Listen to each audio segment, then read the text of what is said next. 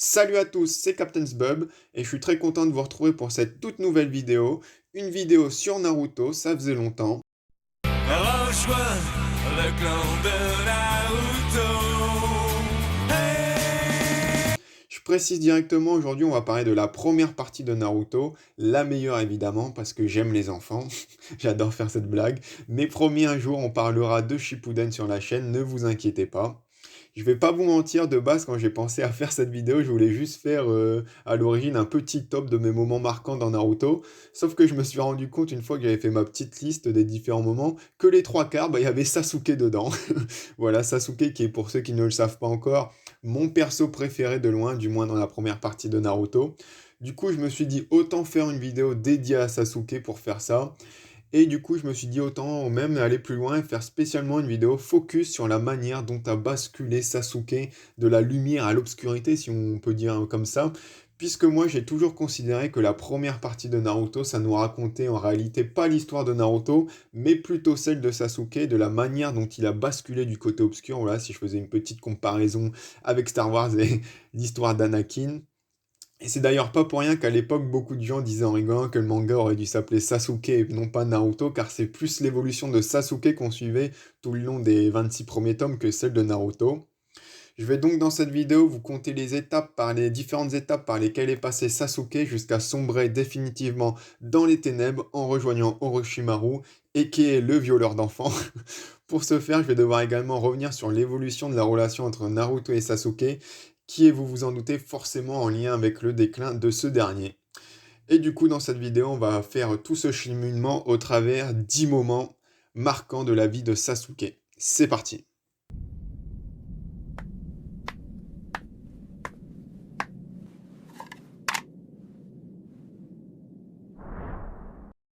Le premier moment qui a façonné Sasuke, on le connaît tous puisqu'on s'en est mangé je sais pas combien de flashbacks, je sais pas combien d'épisodes, c'est évidemment le massacre du clan Uchiwa par ce fils de pute d'Itachi. Oui, je n'aime pas Itachi, j'en parlerai sûrement dans une autre vidéo un jour, mais c'est pas le sujet aujourd'hui. Voilà, on avait le petit Sasuke qui vivait sa best life, voilà, il était excellent à l'école, les meufs le trouvaient mimi, il avait son petit clan pépère, sa petite maman, son petit papa, et surtout son frère d'amour qu'il voyait comme un dieu. Et d'un coup, en une soirée, il a perdu tout ça. Toute sa famille est morte, même son frère, d'une certaine manière, voilà, d'une manière symbolique, est mort ce soir. Voilà, le mec se retrouve à 7 ans et perd tout ce qui lui tenait à cœur devant ses yeux. Il perd tout en une soirée. Je pense qu'il y a de quoi faire des cauchemars, en effet. Mais le pire, c'est surtout le fait que ça soit dû par son frère, voilà, qui a tué ses parents, qui a tué son clan. Voilà, lui qui était la personne qu'il aimait le plus, bah, c'est cette personne qui l'a plongé bah, dans la plus grande souffrance, voilà. Et il y a aussi le sentiment d'incompréhension puisqu'il se dit mais pourquoi Itachi t'a fait ça? Pourquoi t'as tué nos parents? Pourquoi t'as foutu tant d'Awa? Pourquoi tu m'as fait ça? Et pourquoi tu m'as laissé en vie également pour vivre ça? Autant me tuer, voilà. C'est le premier fait majeur de la vie du pauvre petit Sasuke. Sasuke Uchiwa. Ce que j'aime et ce que je déteste, rien de particulier. Mes loisirs, ça ne vaut pas la peine d'en parler.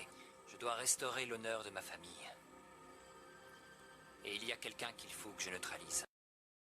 Pour le second moment, on arrive au début de l'histoire. Voilà, dans le tome 1, on a chacun des membres de la Team 7 qui se présente.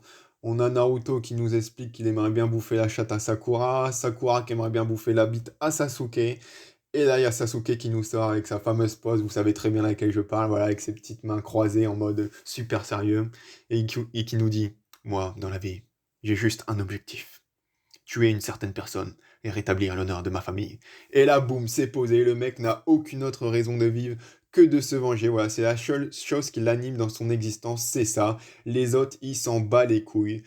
Pour autant, Sasuke peut montrer malgré tout du respect envers certaines personnes qu'il estime avoir également souffert, comme avec Naruto. Alors non pas qu'il soit encore à ce moment de l'histoire pote avec ce dernier, mais il en a clairement rien à foutre, mais malgré tout, il l'estime un minimum car il se reconnaît un peu dans Naruto car ils ont un point commun, la souffrance due à la solitude, ce qui va nous amener à une scène que j'aime beaucoup, où pour remettre dans le contexte, on avait Naruto qui avait profité que Sasuke prenait sa pause goûter pour l'attaquer et le saucissonner, et se faire passer pour lui pour aller gérer Sakura. D'ailleurs, j'y pense, mais il doit y avoir un nombre de viols pas possible à Konoha à cause de cette technique, parce que je pense que c'est pas Naruto le premier à y avoir pensé, mais bref, je m'égare.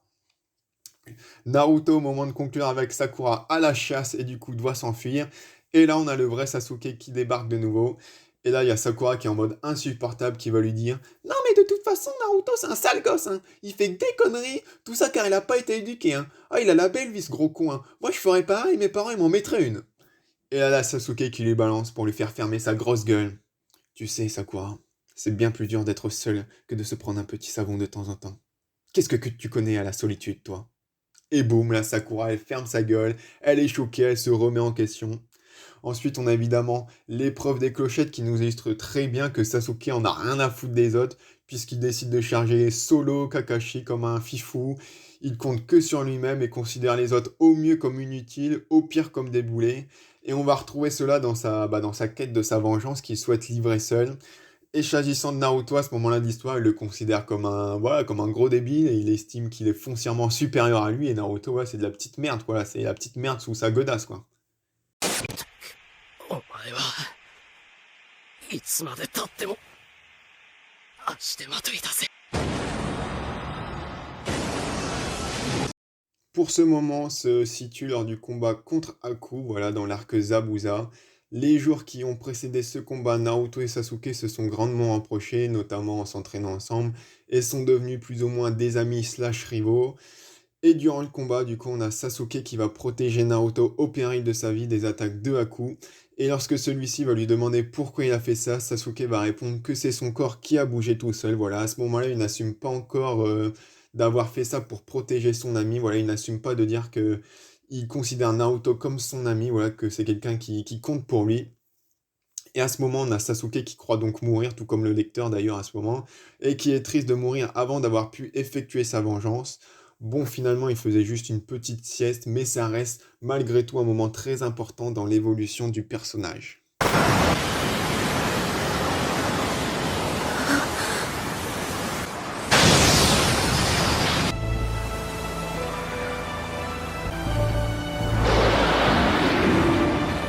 さくら、お前をそんなにしたやつが Cela se déroule lors du meilleur arc de Naruto, à savoir l'examen de Chunin et plus précisément durant l'épreuve qui se passe dans la forêt de la mort. Je vous recontextualise très rapidement. Sasuke et compagnie viennent de se faire attaquer par Orochimaru. Sasuke et Naruto sont HS et doivent compter sur Sakura pour les protéger. Autant dire qu'ils sont dans la merde si quelqu'un les attaque. Et justement, c'est pas de chance, quelqu'un les attaque, à savoir les ninjas du son. Je vous passe les détails, mais c'est la merde. Lee intervient, la team Ashikamaru aussi. Puis il y a Neji qui débarque avec son pot de fleurs, à savoir Tenten, en mode je vais niquer des mères. Et là, je suis sûr, à ce moment-là, on se disait oh, trop cool, on va enfin voir Neji se battre. Sauf que non, mais on n'a pas été déçus pour autant, puisqu'on a Sasuke qui se réveille, avec la marque qui se propage sur une partie de son corps. Et là, il va littéralement défoncer Zaku. Hashtag tu tiens à tes bras, Zaku. Toi-même, tu sais, t'as la ref. Et là, Sasuke se rend compte du pouvoir que peut lui octroyer Orochimaru. Voilà, il va comprendre qu'il a vraiment step up d'un coup. Quand il va se rendre compte que Lee s'est fait péter le cul par ses ninjas alors qu'il vient de les battre. Alors qu'il faut rappeler que quelques chapitres auparavant, Lee avait battu Sasuke très facilement. Et là, c'est un petit peu la tentation qui va être mise sur le chemin de Sasuke à travers Orochimaru. Tentation qui va le tirailler tout le long de l'histoire jusqu'au moment où il va finalement céder.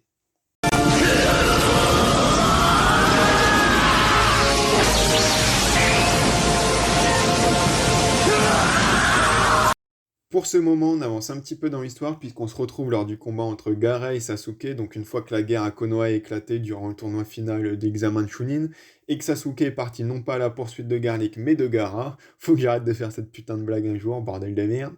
Et durant ce combat, on va voir Sasuke qui va se retrouver acculé par Gaara qui entame sa métamorphose, et il va essayer de se remotiver en se disant que voilà, la seule raison pour laquelle il est en vie et qu'il doit donc gagner ce combat, c'est pour aller ensuite tuer Itachi et donc se venger. Donc encore une fois, on nous montre que sa seule raison d'être, c'est la vengeance. Mais malgré tout, il va continuer d'être en difficulté contre Gaara, qui va d'ailleurs le titiller en mode voilà, si tu es faible, c'est parce qu'elle est trop petite, ta haine. Voilà, les mecs ne se comparent pas à la taille de leur bite, ils se comparent à la taille de leur haine. C'est un concept, hein, pourquoi pas, j'ai envie de dire. Par la suite, Sasuke va se retrouver HS à cause de la marque maudite, et Naruto et Sakura vont débarquer pour l'aider. Bon, Sakura va autant servir qu'un vote blanc dans une élection, donc Sasuke va pouvoir compter que sur Naruto, mais malgré tout, rapidement, ça va être la merde. Et là, on a une de mes scènes préférées, puisqu'on a Sasuke qui se lève, et qui se tourne, et qui dit à Naruto, Naruto, Prends Sakura. Emmène-moi le plus loin possible. Moi, je vais essayer de le retenir le plus longtemps. Une fois déjà, j'ai tout perdu. Je ne veux pas perdre de nouveau devant mes yeux des personnes qui me sont chères. Et tout en se disant ça, il se dit à lui-même que voilà, si son chemin doit s'arrêter là, c'est qu'il ne devait pas aller plus loin. Et cette scène est très importante, elle est cruciale, puisque Sasuke assume cette fois haut et fort que Naruto et Sakura sont ses amis, voilà, des gens qui comptent à ses yeux et qu'il est prêt à mourir pour eux.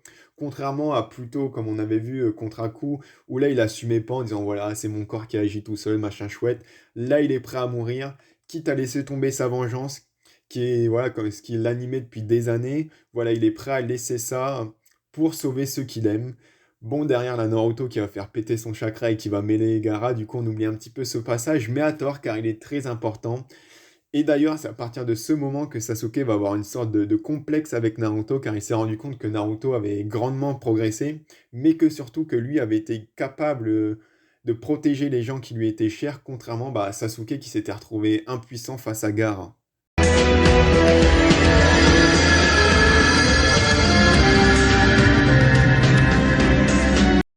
On a ensuite une étape importante qui est un petit peu l'étape rappel, à savoir le fait que Sasuke va revoir Itachi, ce qui va grandement foutre la merde, puisqu'on voyait que Sasuke commençait à s'ouvrir à ses amis, à se dire qu'il y avait une autre voie qui était possible que la simple vengeance. Mais en revoyant Itachi, tout ce ressentiment de haine et tout, ça va revenir à lui.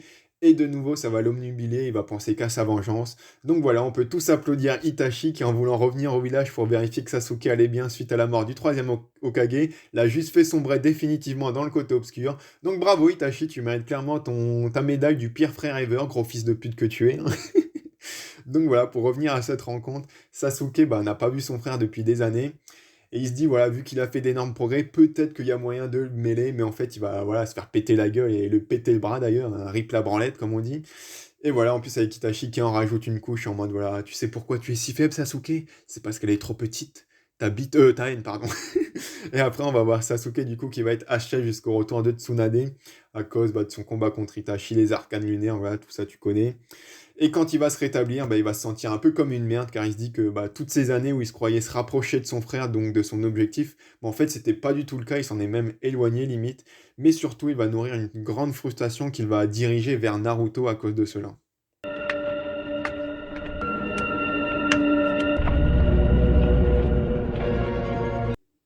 On arrive donc au fameux combat entre Naruto et Sasuke sur le toit de l'hôpital. Ce combat est dû à la frustration de Sasuke, comme je vous l'ai dit, suite à sa défaite cuisante contre Itachi. Puisque comme dans la vraie vie, quand on est chaud, on a facilement tendance à remettre la faute sur quelqu'un ou sur quelque chose, car c'est beaucoup plus facile à accepter que de simplement se dire, bah voilà, j'ai été une grosse merde. On a tous raté un examen un jour en se disant, voilà, c'est à cause du sujet, sinon j'aurais réussi, alors qu'en vrai c'est à cause de nous, parce qu'on n'avait pas assez bossé tout simplement. Bah là, Sasuke, il fait pareil, mais à l'égard de Naruto. D'une part car c'est lui qui a intéressé Itachi, et d'autre part car Sasuke, il a l'impression de stagner, contrairement à Naruto qu'il voit se rapprocher de plus en plus de lui. Ce qui est en soi normal, vu que Sasuke partait de base de bien plus haut que Naruto. Donc il est normal que l'évolution de Naruto soit beaucoup plus exponentielle que la sienne. Mais malgré tout, cela va frustrer Sasuke qui se dit que voilà, s'il continue ainsi, jamais il pourra accomplir sa vengeance et être assez fort pour battre Itachi. Ce qui va l'amener à repenser à aller voir Orochimaru, vu qu'il va se souvenir du gain de puissance qu'il avait obtenu suite à l'obtention de la marque maudite. Mais aussi en affrontant Naruto, Sasuke essaie d'une certaine façon de se rassurer en se disant moi ok je me suis fait défoncer par Itachi mais faut pas déconner non plus, je suis encore plus fort que Naruto. Sauf que l'issue du combat, vous le connaissez tous, il est interrompu par Kakashi, mais Sasuke se rend compte malgré tout que Naruto l'a dépassé et en ressort encore plus frustré. Sasuke, renonce définitivement à ta vengeance. Pardon? Depuis que je suis ninja, j'ai rencontré des dizaines et des dizaines de personnes comme toi qui ne vivaient que pour ça. La plupart ont payé de leur vie cette soif de vengeance. Ce moment suit le combat à l'hôpital, c'est évidemment la discussion entre Kakashi et Sasuke. C'est un petit peu la dernière tentative pour empêcher Sasuke de plonger définitivement dans le côté obscur, mais cela va échouer. On a Kakashi qui va essayer de faire comprendre à son élève que voilà, la voie de la vengeance c'est pas la bonne car ça rendra jamais Sasuke heureux.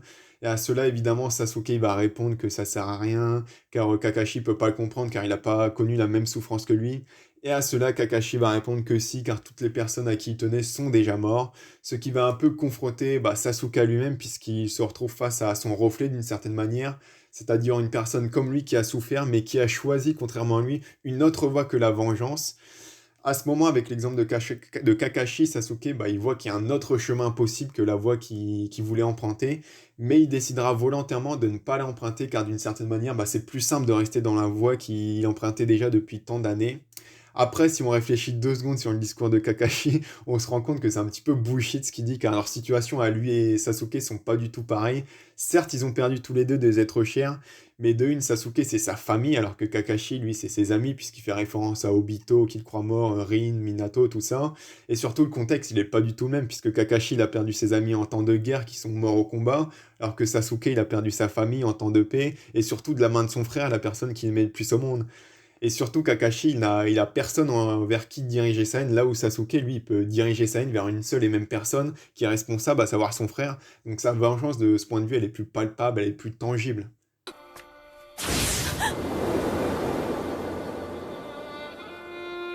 さくらありがとう。 C'est bien évidemment le départ de Sasuke de Konoha, malgré le discours de Kakashi et le fait qu'il sait qu'une autre voie est possible, bah c'est trop dur pour lui de sortir de cette spirale de la vengeance, et à contre-cœur, il choisit de quitter ses amis pour rejoindre Orochimaru, pour faire sa vengeance, voilà. Vous connaissez la scène, sur le chemin, il va croiser Sakura, et là, on va voir une des scènes que je trouve les plus touchantes du manga, à des années-lumière d'ailleurs de la scène où Hinata avoue ses sentiments à Naruto devant Pain, qui est juste gaguesque selon moi. Je viens profiter de ce moment mal choisi pour te faire ma déclaration, Naruto. Je t'aime. Voilà, on a Sakura qui va tenter de faire changer d'avis Sasuke. Donc d'abord en lui rappelant bah voilà, les bons moments qu'ils ont vécu tous ensemble avec Naruto, tout ça. Et à ça, Sasuke va dire qu'il ne s'en rappelle pas, ce qui est bien évidemment faux, mais c'est le seul moyen qu'il a trouvé pour ne pas être confronté au fait que, bah, d'une certaine manière, il aimait cette vie-là et qu'il aurait pu choisir de continuer dans cette voie.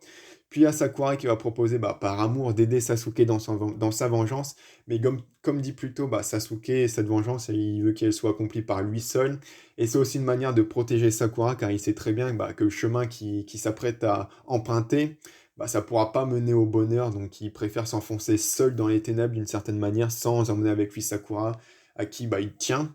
Puis enfin, on a Sasuke qui va bah, du coup passer derrière elle et lui lâcher le fameux merci avant de l'assommer. Voilà, merci pour cette vie, ces moments de joie où j'étais heureux avec vous, tout ça. Voilà, c'est beau, c'est magnifique.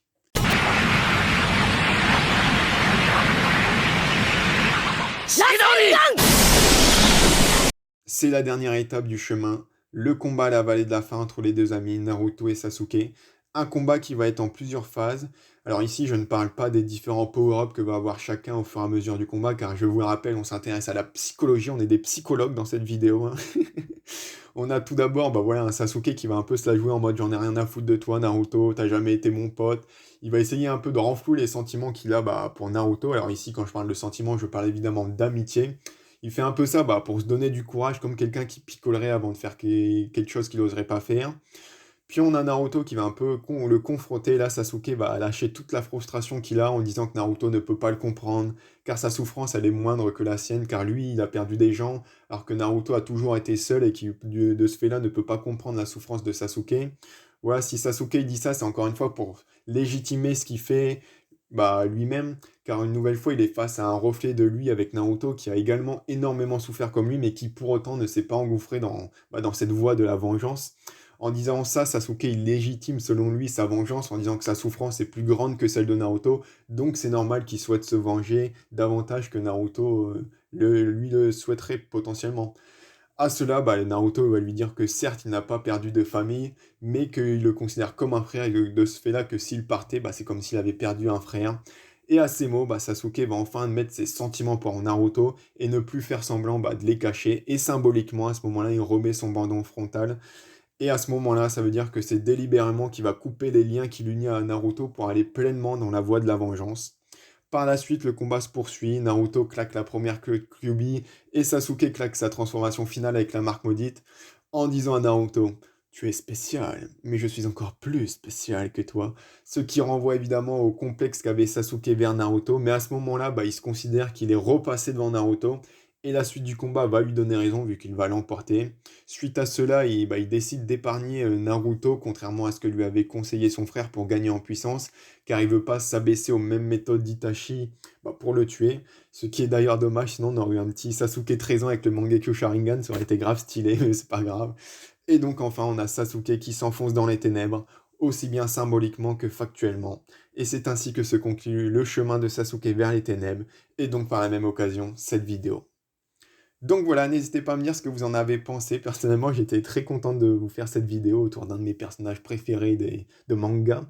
N'hésitez pas à me dire dans les commentaires si vous êtes d'accord avec mon analyse experte ou alors pas du tout, que je suis bidon. Voilà, n'hésitez pas à me le dire. Sur ce, je vous dis à la prochaine pour une prochaine vidéo. Bye bye!